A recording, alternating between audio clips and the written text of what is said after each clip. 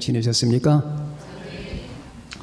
오늘은 지난번에 이어서 마지막 네 번째, 다섯 번째를 말씀을 드리도록 하겠습니다. 오늘은 뽑아서 읽지 않고 남은 부분을 다 읽었습니다. 여기서 중요한 두 가지가 나옵니다.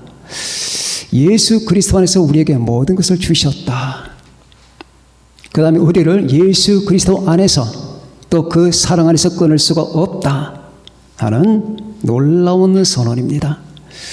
자, 첫 번째, 이 예수 그리스도 안에서 모든 것을 주셨다. 하나님이 자기 아들을 아끼지 아니하시고 자기 아들을 아끼지 아니하셨는데 하나님과 똑같은 자신의 아들을 우리를 위해서, 구원을 위해서 주셨는데, 그러면 그 남은 문제가 뭐냐? 그런데 하나님이 우리에게 아낄 게 뭐가 있겠느냐? 아낄 게 없다. 그러니까 예수 그리스도와 함께, 근데 그 예수 안에 우리가 있잖아요. 그 예수 그리스도 안에서 모든 걸 우리에게 주셨다 하는 겁니다. 첫 번째, 이 부분입니다. 예수 그리스도 안에서 하나님은 우리에게 모든 걸 주셨다. 뭘 주셨나 그러면은? 그래서 얼핏 보게 되면은 모든 걸 뭘 주셨나? 나에게 뭐 부동산을 주셨나? 아니면은 어떤 권력을 주셨나? 세상 명예나 영광을 주셨나? 큰 집을 주셨나? 차를 주셨나? 그런 게 아닌 것 같은데 왜 모든 걸 주셨다고 하는 건가? 자, 이것은 말입니다. 예수 그리스도 안에서 일단은 가장 중요한 부분부터 생각해야 됩니다. 우리는 지금 제가 열거했던 이 모든 것들은 중요한 게 아니거든요. 가장 중요한 건 먼저 예수 그리스도 안에서 예수 자체를 우리에게 주었어요. 예수님의 생명, 하나님의 생명이에요. 그래서 여러분과 저는 지옥을 갈 수가 없는 거예요. 하나님의 생명인데 이 생명을 여러분과 나에게 주었단 말입니다. 그래서 세상 사람과 여러분은 구분이 되는 겁니다. 여러분과 세상 사람은 본질이 달라요. 사람은 똑같이 생겼는데 그 안에 그 사람을 구성하는 본질이 달라요. 그것은 생명이에요. 하나님의 생명입니다. 그걸 예수 안에 주셨어요. 그리고 예수 안에서 모든 사랑, 은혜, 그리고 하나님의 나라 다 주셨어요. 이제 장차 올 하나님의 나라는 여러분의 것입니다. 만약 예수님이 아니었다면 그 나라는 우리와 상관이 없어요. 그러나 하나님은 예수 그리스도 안에서 그 나라를 완성하시는데 그건 다 여러분에게 주시는 거예요. 그러면 하나님 나라에 없는 게 뭐가 있겠느냐? 하나님의 나라, 그걸 여러분에게 주셨단 말이에요. 당장은 잘 느끼질 못해요. 삶에 지쳐서, 힘들어서, 사는 게 너무 고단해서 못 느낍니다. 지금 당장 밥벌이 하는 사람들에게 하나님의 나라 주셨다 하면은 이 괴리감이 보통이 아니거든요. 마치 없는 거나 마찬가지예요. 하나님이 안 주신 거나 마찬가지처럼 느껴져요. 우린 당장 밥 먹고 물 마시고 옷을 입고 그리고 거처가 필요하잖아요. 그래서 현실적인 이 모든 필요 때문에 우리는 하나님이 주신 이 근본적인 정체에 대해서 관심이 없게 되어버립니다. 그런데 우리는 생각을 고쳐야 됩니다. 어떻게 고쳐야 되느냐? 여러분, 사람이 밥을 못 먹어요. 옷이 없어요. 벌거벗었습니다. 집도 없어요. 간신히 월세방을 전전하고 있습니다. 월급도 작아요. 한 달 생활하기가 빠듯할 정도가 아니라 항상 적자입니다. 모자랍니다. 친구네 집에도 못 놀러 갑니다. 돈이 없어서. 그래서 항상 마음에 걱정이 많아요. 거기다가 아이들이 병이 들었네. 그러니 어떻게 길을 펴고 살겠냐고요. 힘들겠죠? 그런데 우리 그걸 힘들다고 생각해요. 진짜 힘든 거 가르쳐 드릴까요? 사람이 죽기 전에 지옥이 보여요. 구원받지 못한 사람에게는 지옥이 가끔 보입니다. 전체가 아니라 분위기가 보이는 거예요. 여러분 살다 보면 지옥의 분위기가 보일 때가 있을 겁니다. 목사님, 지옥의 분위기가 엄청난 정체가 뭐를 두려, 공황, 뭔가 영적 존재, 뭔가 날 노려보는 것 같고, 잠을 잘 때도 뭔가 불안하고, 지옥의 분위기가 잠깐 보이는 거예요. 그때 여러분이 무슨 생각하실 것 같아요? 밥 안 먹어도 괜찮다, 굶어 죽어도 괜찮다, 멀거벗고 돌아다녀도 괜찮다, 집 없어도 괜찮다, 이 공포와 두려움에서만 우리를 건져다오예요. 그거 겪어보지 않은 사람은 모릅니다. 겪어보지 않은 사람은 몰라요. 공황에 벌벌 떨던 사람, 뭔가 내가 지금 지옥에 한 발자국 앞에 서 있는 것 같은 이 무시무시한, 무시무시한, 그 무시무시함은 보통 무시한 게 아니에요.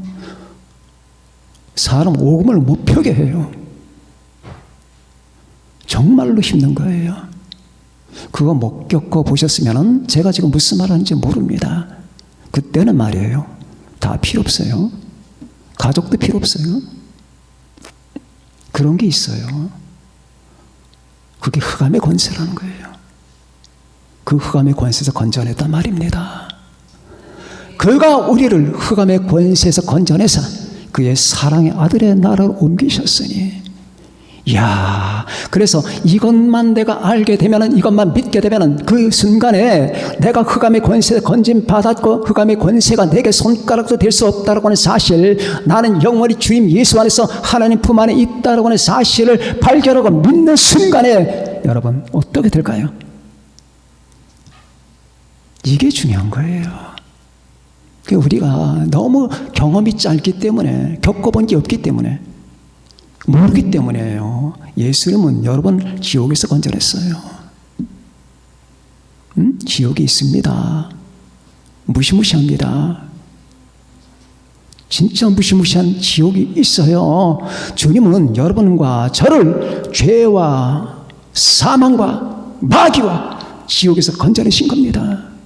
한마디로 나와라, 너는 내 것이다, 내가 내 피를 가지고 너를 샀다, 이제 사탄은 너와 상관이 없다, 언젠간 네가 사탄의 머리를 밟을 것이다, 나의 이름으로 나와라. 그래서 여러분, 인간은, 성도는 이 가슴을 펴는 게 중요한 거예요.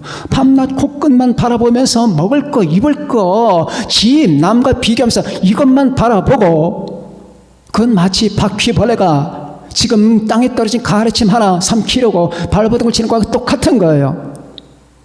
예수님 안에서 여러분과 나에게 모든 걸 주셨어요. 모든 걸 주셨단 말입니다.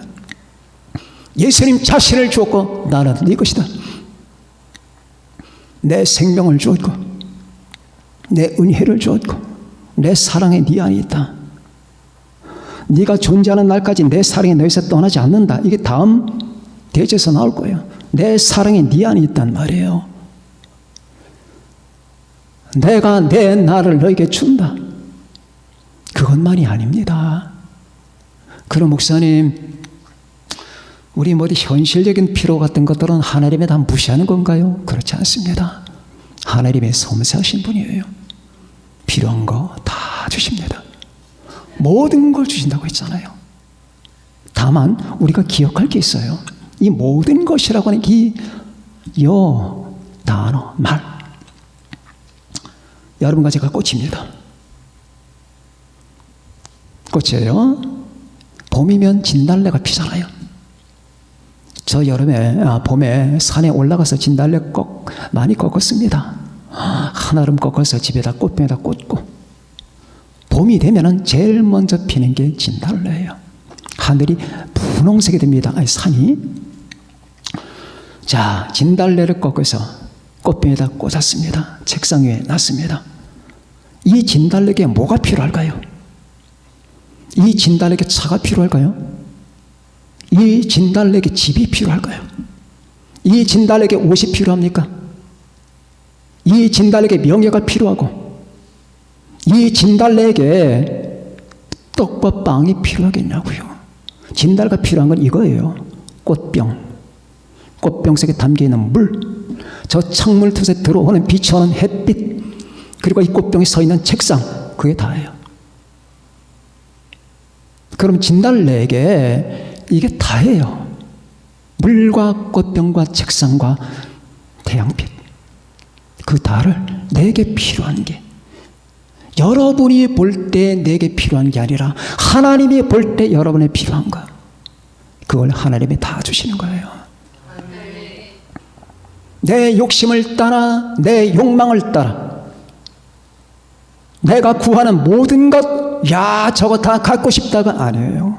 여러분은 여러분의 사람이 아니에요. 여러분은 하나님의 사람입니다. 하나님의 사람은 하나님이 다스리십니다. 그러나 사랑으로. 그래서 하나님 보실 때 이게 너에게 필요하다 하는 걸 주시는 거예요. 섬세한 걸 주시는 겁니다.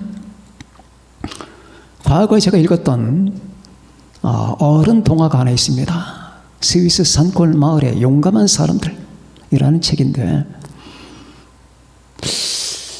작가가 아마 파트리시아 존이라는 분이었죠. 책이 재밌어요. 지금은 절판이 됐는데 거기에 재미있는 내용이 하나 나옵니다. 그 스위스 산골 마을에 산 밑에 사는 조그마한 가난한 집이 하나 있었어요. 크리스마스가 됐습니다.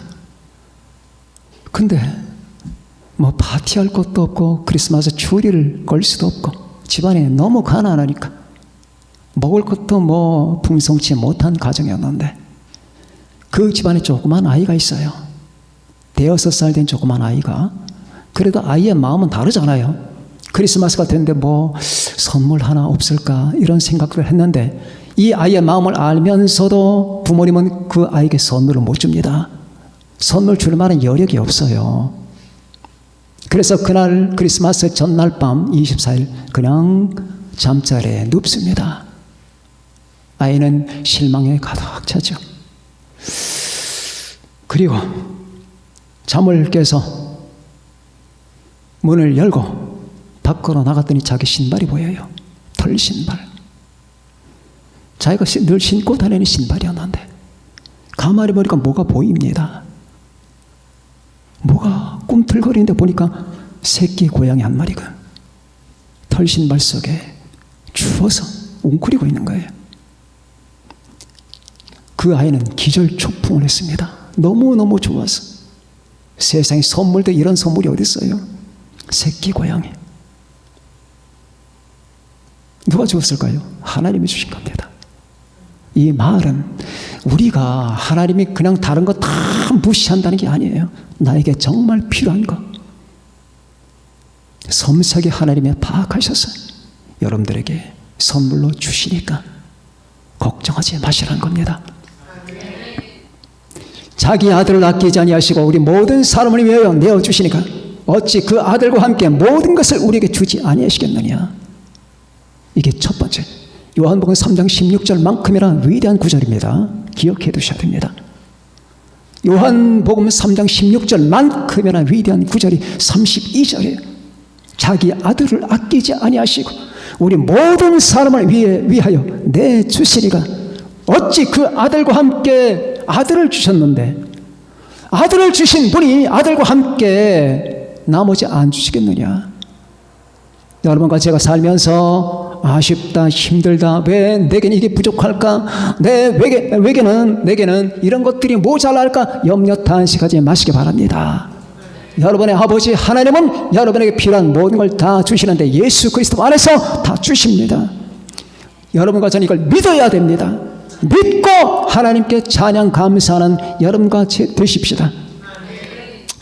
자, 마지막에 그리스도의 사랑에서 끊을 수가 없다. 누가 우리를 그리스도의 사랑에서 끊으리요? 환난이나 곤고나 박해나 기근이나 적신이나 위험이나 칼이랴. 자, 여기에 나오는 부분은 35절에 나오는 부분은 현실적인 것들이에요. 그런데 38절, 39절에 나오는 것들은 영적인 것들입니다. 누가 우리를 그리스도의 사랑에서 끊으리요? 환난이나 곤고나 박해나 기근이나 적신이나 위험이나 칼, 이건 전부 현실적인 문제들이에요.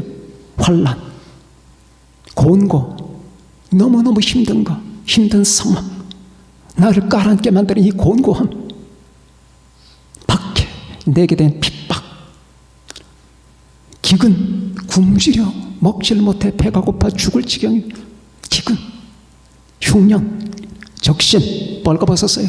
적신, 입을 게 없어. 너무너무 가난해서, 너무너무 가난해서 입을 게 없다 그 말입니다. 적신이나 위험, 얼마나 위험한지 몰라. 날 둘러싼 모든 환경들이 날 전부 다 죽이려고 하네. 병, 아니면 청부업자, 아니면 나의 대적들, 이런 것들 때문에 한시도 마음을 둘 수가 없다 그 말입니다. 위험, 그리고 이 여러 가지 재난들, 위험이나 칼, 나를 죽이고자 하는 무기, 총칼, 전쟁, 그런 걸 의미하는 거예요. 환난이나 곤고나 박해나 기근이나 적신이나 위험이나 칼, 그러니까 우리가 살면서 부딪히는 현실적인 이 악조건들을 말하는 겁니다. 그런데 38절부터는 그런 현실적인 악조건이 아니에요. 내가 확신하노니 사망이나 생명이나 천사들이나 권세자들이나 현재이나 장래이나 능력이나 높음이나 깊음이나 다른 어떤 피조물이라도, 현실적인 것은 아무것도 없어요. 영적인 세력들입니다. 이 두 가지 종류에서 우리를 하나님은 보호하시고, 이 두 가지 세력이 아무리 작동해도 여러분과 나를 예수 그리스도 안에 있는 하나님의 사랑, 그분이 빚값 지고 사셨고 우리를 위해서 십자가 지시면서까지 이 땅에 내려오셔서 여러분과 저를 구원하신 그분의 사랑에서 절대로 못 끊는다고 말이에요. 우린 이걸 믿어야 돼요. 그렇다면 이 우주 전 세력이 달려들어도 우리를 주님과 갈라낼 수가 없단 말입니다. 얼마나 귀한 말씀입니까? 얼마나 위로되는 말씀입니까? 얼마나 힘이 되는 말씀일까요? 얼마나 내게 능력을 제공하는 말씀이 되겠습니까? 자, 영적 세력들 다 달려들어도, 사탄의 권세가 다 달려들고 깊음과 높음과 어떤 세력도 나를 해코지 못한단 말이에요. 그리고 내가 지금 부딪히는 현실들, 환난, 곤고, 기근, 적신, 위험, 칼, 이 모든 것들이 다 달려들어도 내가 아무리 그런 처지 환경 속에 빠진다 하더라도, 그리고 나를 둘러싸고 악마의 세력들이 일을 간다 하더라도 우리를 핏값을 주고 사셔서 자신만이 연합시킨 우리 주 예수 그리스도 안에서 우리를 단절시킬 수가 없다는 최종적 선포, 이게 얼마나 중요합니까? 진짜 중요한 겁니다. 그래서 우리는 안심할 수 있는 거예요. 아, 그런 거구나. 내가 어쩌다가 예수님 믿겠다고 교회를 갔는데, 설교 들었는데 말씀이 너무 좋고 예배가 좋아서 마음의 평안이 왔어. 그래서 예배 끝나고 집으로 돌아갔더니 내게 둘러싼 환경들이 너무나 힘들고 어려워. 그리고 뭔가 영적 세력들이 있는 것 같아서 이제 그때부터 내 마음이 불안에 빠지게 되네. 내가 이제 어제 예배 드렸던 모든 기억들은 그냥 추억에 불과하고 이제 나는 정말로 위험에 빠져서 나는 멸망할지도 몰라, 나는 하나님께서 영원히 멸망돼서 떨어져 나갈지도 몰라 라고 하는 그런 두려움이 아니란 말이에요. 그런 두려움은 기독교적인 정신이 아니에요. 기독교 신앙은 내가 예수님과 한번 연합됐고, 내가 그분을 영접했고, 내가 주님 안에 거하고 그분과 하나가 됐다면 영원토록 나를 멸망시킬 수 없다고 하는 이 같은 절대적 확신입니다. 이 확신이 여러분의 가슴에 남아있으면 우리가 지옥 앞에 가도 두렵지가 않은 거예요. 어떻게 내가 예수님의 손에서, 어떻게 하나님의 손에서 나를 끄집어낼 수가 있겠어요? 그래서 예수님께서는 요한복음에서 이 말씀을 하시지 않습니까? 10장에 내 양은 내 음성을 들으며 나는 그들을 알며 그들은 나를 따르느니라. 내가 그들에게 영생을 주노니 영원히 멸망하지 아니할 터이요 또 그들을 내 손에서 빼앗을 자가 없느니라. 이게 구원의 기쁨이라고 하는 거예요. 오늘 내가 반짝거리면서 주님께 아첨을 떨고 주님 찬양했더니 내 마음이 기뻐서 하나님이 요럼 참 잘하는구나 하면서 나를 칭찬하셨는데 내가 또 오늘은 뭔가 좀 기도하기 싫어서 기도도 안 했고 내가 오늘 교회 한번 빠졌더니 하나님이 너는 저리 가 하면서 나를 물리치면서 나를 지옥으로 보낸다. 이건 기독교가 아니에요.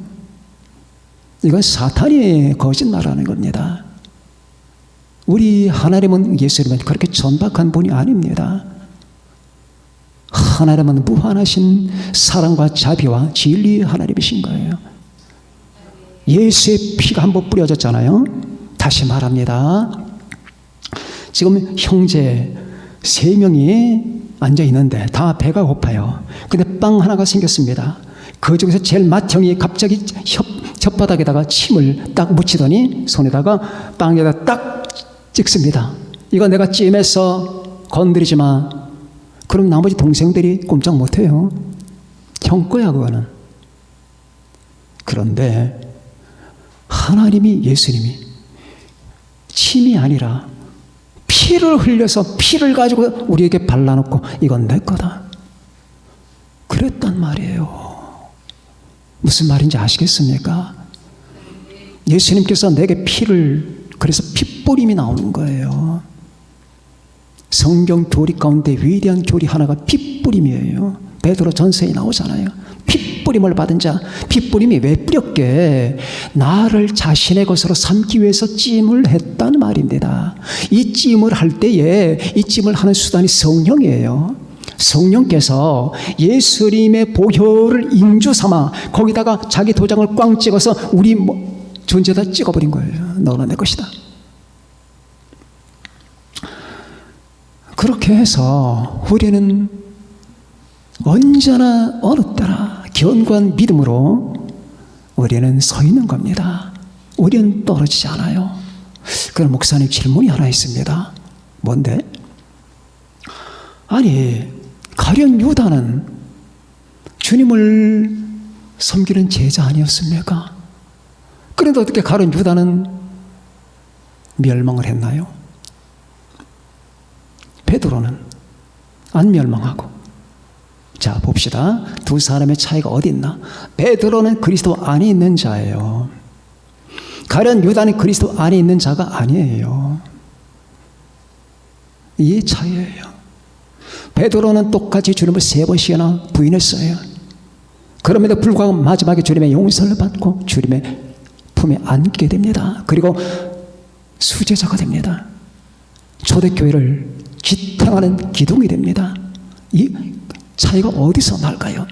베드로는 예수 그리스도 안에 있는 자예요. 가룟 유다는 단 한 번도 예수 그리스도 안에 있어 본 적이 없어요. 그럼 어떻게 가룟 유다가 예수 안에 있지 않다라고 말할 수 있을까? 영접을 안 했으니까. 예수님을 나의 주님으로 영접하지 않았으니까. 예수님에게 의미 부여를 안 했던 거예요. 가룟 유다는 예수님께 의미 부여를 안 했단 말입니다. 다시 말하면 우리가 의미 부여한다는 말이 무슨 말일까요? 예수님은 나의 주님이고 나의 생명과 나의 하나님이고 나의 구세주고 나의 의미이고 나의 근거고 나의 바탕이고 나의 모든 것입니다. 주님. 그리고 우리가 주님을 영접하잖아요. 근데 가룟 유다의 눈에는 예수님이 아무것도 아니야. 어떻게 하면 저분을 통해서 내가 출세하고 어떻게 하면 저분을 통해서 내가 이득을 얻게 하고 이것만 관심했어. 한 번도 주님을 영접한 적이 없어요. 3년 동안 따라다니면서도 그 주님의 신성과 주님의 거룩함과 주님의 기적과 주님의 아름다움을 보면서도 주님을 나의 개인적 주님으로 영접한 적도 없고 주님과 관계 맺은 적도 없기 때문에 가룟 유다는 예수님 안에 거하는 사람이 아니에요. 한심하죠? 이게 문제예요. 오늘날의 교회를 봅시다. 온 세상의 교회들이 얼마나 많아요. 그 교회 가운데 가룟 유다 같은 사람들이 있어요. 교회를 다니잖아. 하나님을 위해서 다니는 게 아니고 하나님을 섬기고 예수님을 사랑해서 믿기 때문에 다니는 게 아니라 왜 다니는지 몰라. 그냥 부모님이 가라고 했기 때문에, 아니면 하나의 매너리즘에 빠져서 주일이면 일어나서 교회 갔다 오는 게 내 길이고, 또 그렇게 하면 마음이 편한 것 같기도 하고, 친구들이 있으니까 내가 교회를 다니면 내가 조금 편안한 마음을 가지고 사업을 해서 내가 사업을 좀 읽어볼까, 아니면 교회에 가니까 친구들이 굵직굵직한 친구들이 있네, 그 사람과 인연 맺고 그래서 내 사회적인 어떤 기반을 좀 넓혀볼까. 그런 사람들이 가룟 유다거든. 구원 못 받습니다, 회개하지 않으면. 그래서 문제는 주님께서 가룟 유다를 보면서, 친구요, 주님은 끝까지 사랑하셨어요? 가룟 유다는 성찬식이 임하면 안 됩니다. 성찬식은 구원받은 사람들만, 예수님을 영접한 사람들만 임하는 거예요. 기억해 두세요. 성찬식은 예수 그리스도의 피뿌림을 받고 그분의 그 피의 공로를 인정하고 영접한 사람들만 주님의 피에 감사하면서 마침내 하나님의 나라가 임할 때 우리가 그 유월절 잔치에 참여할 걸 미리 준비하는 작업이 성찬식이에요. 근데 가룟 유다는 그게 없단 말입니다. 그러나 주님은 받아주었어요. 그리고 그에게 떡과 포도를 나눠줍니다. 그러면서 제자들이 묻죠. 주여, 도대체 누가 주님을 판다고 하시는 겁니까? 그때 주께서 하시는 말씀이 이겁니다. 내가 떡 한 조각을 찢어서 누군가를 줄 텐데 그가 나를 팔 것이다. 그러면 그때쯤 되면 가슴이 철렁해야 되지 않습니까? 그리고 주님 앞에 무릎을 꿇고 주여 용서해 달라고. 그럼 구원 받았어요. 자, 떡을 딱 찢더니 가룟 유다에게 줍니다. 절대 받으면 안 돼요. 왜? 떡을 찢어서 주는 자가 날 팔 거라고 했잖아요. 그거 받지 말고 벌벌 떨면서 주님 용서해 달라고. 주님께서 나를 다 통찰하고 계셨다고. 주님이여, 이 죄 많은 자를 사해 달라고 주님 앞에 무릎을 꿇고 기도했으면 그가 왜 구원을 안 받아? 주님은 그 사람을 끝까지 구원하실 겁니다. 그러나 넙죽 받아버리고 나아가 바깥으로 누구한테? 대제사장들에게 돈 30냥 받았으니까 바로 내 스승이 바로 이 자리에 있다라고, 유월절 잔치 여기에 있다라고 고발하기 위해서 간 거예요. 어떻게 구원을 받아? 가룟 유다는 그리스도 안에 있은 적이 없어요. 그러나 베드로는 비록 실수했다 하더라도 주는 그리스도시요 살아계신 하나님의 아들이시니다. 내가 주를 위해서 죽을지언정 나는 절대 주님을 배신하지 않겠나이다. 그게 진심이었거든. 그래서 이렇게 예수 그리스도 안에 있는 자에게서 하나님의 사랑이 끊어지지 아니한다는 말이 가룟 유다에게는 적용이 안 됩니다. 그러나 베드로에게는 적용이 되는 겁니다. 아시겠습니까? 어떻게 두 사람의 차이가 나는지 하나님이 택한 사람들은 끝까지 하나님이 지키십니다. 예수 그리스도 안에 구하는 사람에게는 하나님이 끝까지 지켜. 그가 약한 자일 수도 있고 강한 자일 수도 있어요. 예수 그리스도 안에 구한다는 사람이 전부 완전한 자인 줄 아십니까? 아니에요. 거기는 별 사람들이 다 있어요. 죄인도 있고 악한 사람도 있고. 문제는 딱 하나에서 공통점이에요. 예수 그리스도가 나의 주님이 된다는 것과 그분의 날 위한 십자가 사건을 받아들인 자, 그건 공통이에요. 이게 없으면 안 되거든요. 여러분, 윌리엄 쿠퍼라고 하는 찬송가 작시자가 있습니다. 기독교 시인이에요. 윌리엄 쿠퍼. 샘물과 같은 보혈은 임마누엘 피로다. 그 찬송 아시죠? 그 찬송을 작시한 분이 윌리엄 쿠퍼예요. 근데 그분이 정말 수정같이 아름다운 시대를 많이 졌어요. 그런데 영혼이 약해. 참 하나님의 역사는 묘하죠. 이렇게 약한 자가 지은 찬송이 수많은 사람을 강하게 만들어요. 자살 시도를 많이 했습니다. 너무 약해서 악령에게 유혹받고 한 번은 자살하기 위해서 해변가 부둣가로 갔어요. 부둣가로 가서 자살하려고 보니까 물이 너무 얕아. 그리고 거기에 주변에 사람들이 있었습니다. 그러니까 포기하고 집으로 돌아옵니다. 다시 자살하기 위해서 아편을 구했습니다. 아편을 집어삼키려고 아편을 샀는데 막상 자살하려다 보니까 손이 오그라들어서 손가락 하나 까딱 못합니다. 약을 집을 수가 없는 거예요. 다시 세 번째 자살하기 위해서 양말 대님을 불렀습니다. 양말 대님을 풀고 그리고 목을 걸고 뛰어내렸는데 대님이 끊어져 버립니다. 다 실패합니다. 이상하죠? 어떤 사람들은 한 번만 자살 시도해도 그대로 죽는데 실패예요. 그 이후로도 자살 시도를 몇 번이나 더 해요. 다 실패해요. 저는 그걸 보면서 비록 그가 연약해서 신앙이 약해서 이 세상사를 견딜 수가 없기 때문에 자살을 시도했지만은 그는 예수님께 자기를 바친 사람이거든. 이해가 안 돼요. 어떻게 예수님께 자기를 바쳤다는 사람이 자살하느냐? 예수님을 사랑하는 사람이에요. 그 허약해서 걱정이지. 그러니까 한 번 그가 예수님과 언약 관계를 맺고 예수님 안에 들어왔으니까 주님은 그를 지키시는 거예요. 자살해서 지옥 못 가게 지키신단 말이에요. 그래서 저는 그걸 보면서 참으로 자살 시도를 3번, 4번, 5번, 6번 하는데 하나님의 약속이 맞구나. 일단 예수님과 연합된 사람은 멸망될 수가 없구나 하는 걸 저는 다시 한번 발견했습니다. 여러분, 이 진리 선포가 바로 이 부분이에요. 어떤 것도 그리스도 안에 있는 하나님의 사랑에서 우리를 끊을 수가 없으리라. 이 로마서 8장의 진리를 가슴에 새기시길 바랍니다. 잊지 마시기 바랍니다.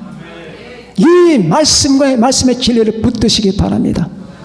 여러분을 둘러싸고 다가오는 모든 현실들과 모든 실태가 아무리 힘들고 어려워도 여러분이 이 진리를 붙들고 나가면 반드시 승리하실 겁니다.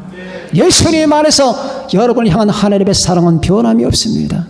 날마다 그 사랑을 더 많이 발견하면서 더 하나님께 감사하고 감동되고 하나님을 찬양하는 여러분과 제가 되시기를 예수님의 이름으로 축원합니다. 기도하시겠습니다.